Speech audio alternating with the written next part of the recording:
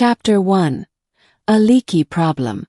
Emily groaned as water dripped from the ceiling into the bucket she had placed on her kitchen floor.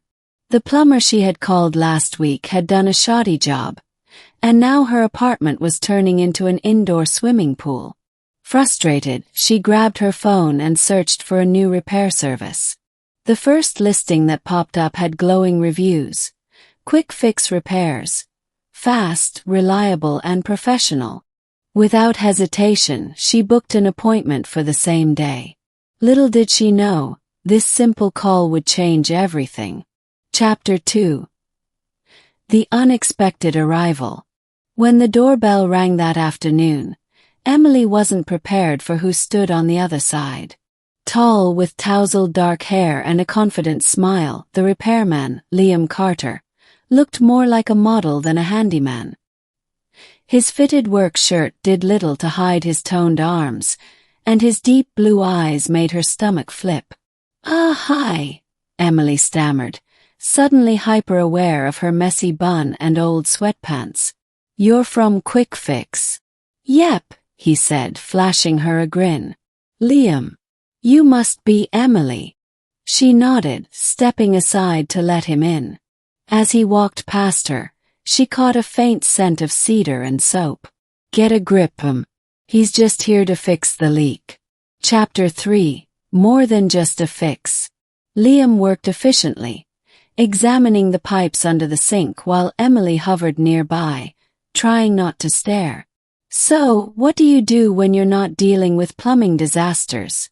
he asked casually. "I'm a graphic designer," she said, surprised by his interest. "Freelance, mostly.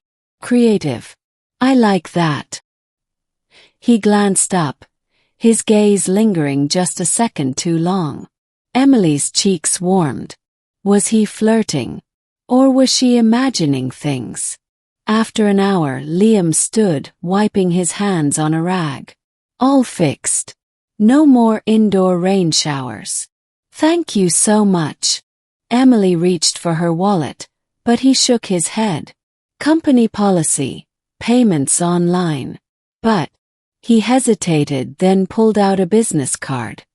"If you ever need anything else fixed, or just want to grab coffee, here's my personal number." Emily blinked. Did he just ask me out? Before she could respond, Liam winked and headed for the door. "See you around, Emily." Chapter 4. The first date, or was it? 3 days later, Emily mustered the courage to text him. "Hey, it's Emily. So, does anything else that needs fixing include my terrible coffee maker?" His reply was instant.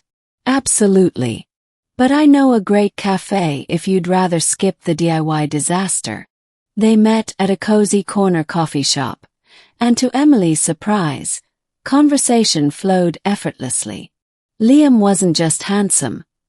He was funny, kind, and surprisingly well-read. "You're not what I expected," she admitted. He smirked. "What, repairmen can't enjoy poetry and foreign films?" Emily laughed. "I stand corrected."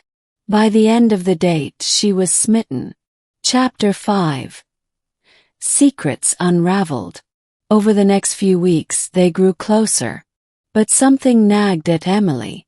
Liam was vague about his past, always changing the subject when she asked about his family. Then, one evening, she spotted him across the street, talking to a sharply dressed man in a suit, their conversation intense. When Liam noticed her, his expression darkened. "Emily, I can explain." "Who was that?" she demanded. He sighed. "My brother. We don't get along." There was more to the story, but Liam refused to elaborate. That night, Emily couldn't shake the feeling that he was hiding something. Chapter 6. The truth comes out. A week later, while helping Liam organize his toolbox, Emily found a folded newspaper clipping.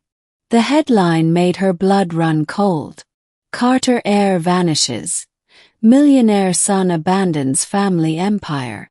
The photo beside it was unmistakably Liam, years younger, but undeniably him. Shocked, Emily confronted him. "You're not just a repairman, are you?" Liam's shoulders slumped. "No. I was supposed to take over my father's company. But I hated that life, the greed, the backstabbing. Left.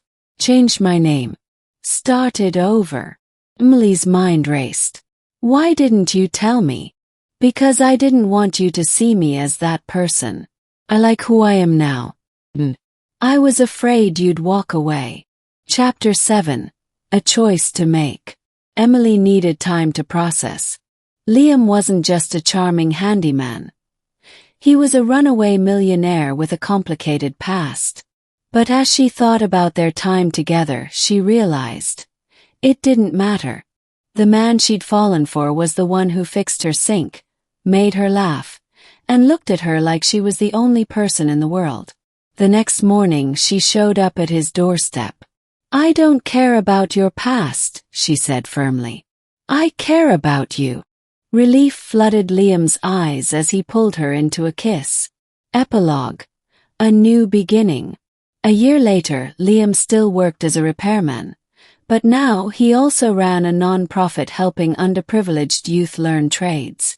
Emily designed their branding, and together they built something meaningful.